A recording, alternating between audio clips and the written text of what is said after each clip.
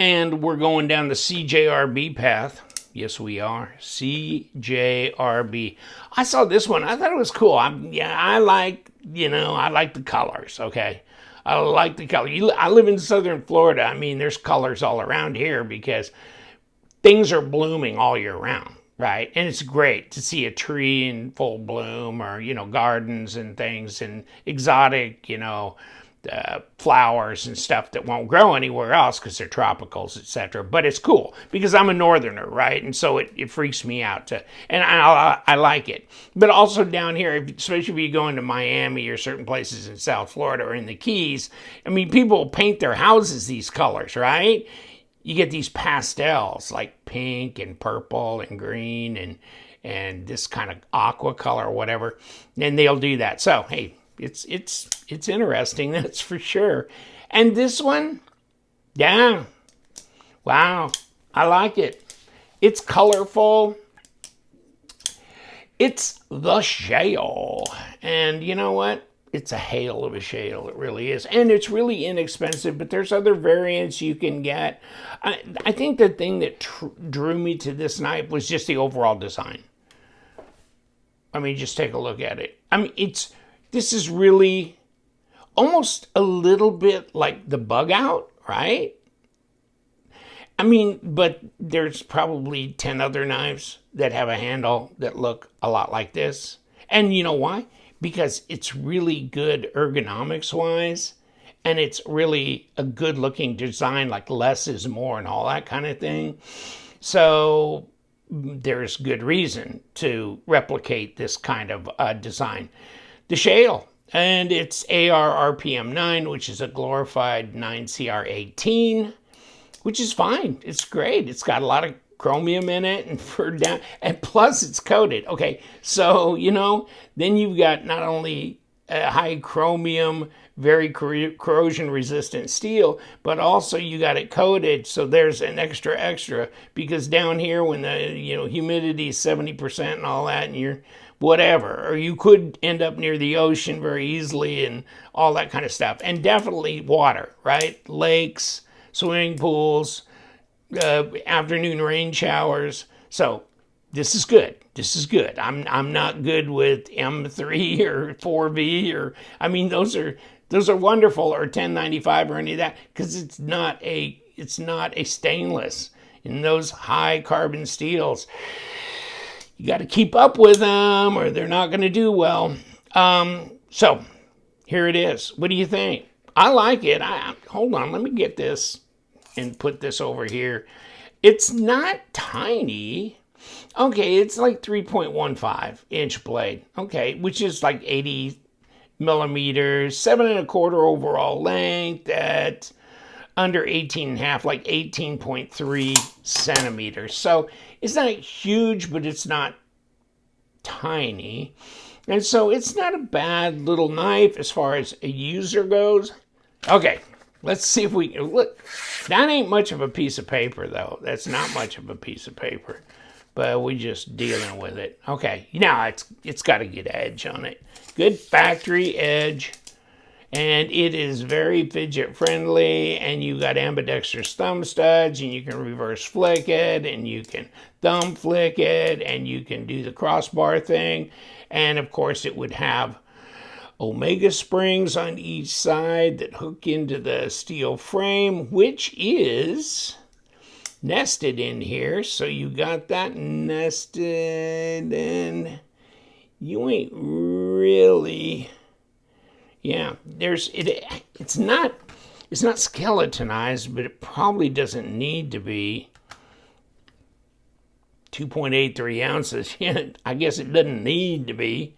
You know what? It's 80 grams. Okay.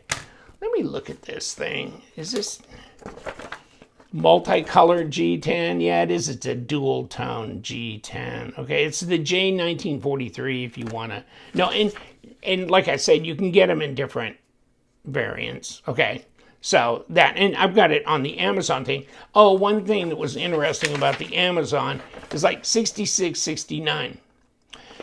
25% coupon. So when you apply that, I did the math, you're at $50.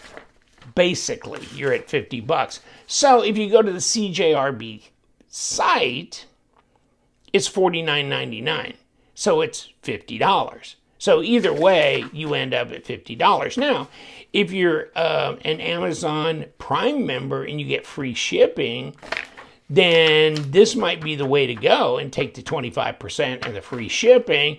If not, depending, and I don't know what the, okay, so subscribe and get 10% off your first order. So this may be the way to go on this as well, okay? And this is your stuff. Recurve drop point, crossbar locks, ceramic bearings, okay? Or, now, LTK gives you 10% off. LTK is your discount code. So what's 10% off of there? You're in the $40-something range now. So way over here, they started at 66 minus 25%. They ended up at $50. This one is at $51.99 minus 10% is in the $40-something range. So when it gets in stock, and I don't think it's in stock right now, but when it does, and if you can catch it on White Mountain, then you can get this in the $40 range. So there you go. Open design. There's your standoffs. Like I said, it's comfortable in the hand. Reverse grip is comfortable. Pocket clip is right and left hand side. And this one's all right. I don't mind this design pocket clip. It's fine. It's fine. It's relatively comfortable. It just depends on where the end of that clip. See, that hits me kind of right in this crease between fingers. And so it really doesn't bother me at all. But it could bother you depending on, where it lands there. And depending on how much cutting you're going to do, that kind of thing. But it's solid. It looks centered right up, and there's no play in the detent here. And then once it's open, it's solid. What are we doing here? Okay, yeah. So crossbar lock, it's pretty solid, and it's got some jimping here, kind of almost to a thumb ramp thing. So you can get up on this for closer work. Just a nice lightweight knife. It's, dual color on this one. You can get whatever you want. So, and you got room for a lanyard hole through there, all that kind of thing. I don't know what they're doing what are they doing on the body screws? Oh, they've been shamed into doing number 8s now, so that's good. That's good. I wonder if this thing, well, that will come off, okay? Now, will this? Wow, this might beg a disassembly to see if they're doing this somewhat like the clutch lock, which 2 different screws and then a D-shaped bar going through, so you could just pop both sides off and expose the Omega spring and all that kind of stuff. So that might be worth looking at, and you know what? I think it is. So let's just do that. I mean, while I'm sitting around noodling over it. So let's do that. Let's kick this open. Ooh, baby. This might be the death of me yet. Okay, here we go. Yeah, but we got the white. Why? Is there a big bargain going on this white thread locker? Because I use blue or even like purple. So I don't use the strong stuff because that white I think is a bit too much, especially on the pivot. Usually the body screws, they're not a big deal. No, they're not. So let's kick these out.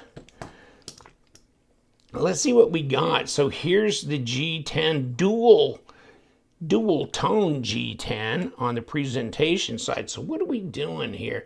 Yeah, we do. This is going to be like the Kaiser clutch lock then, which is fine. So now I don't have to take any more of it apart.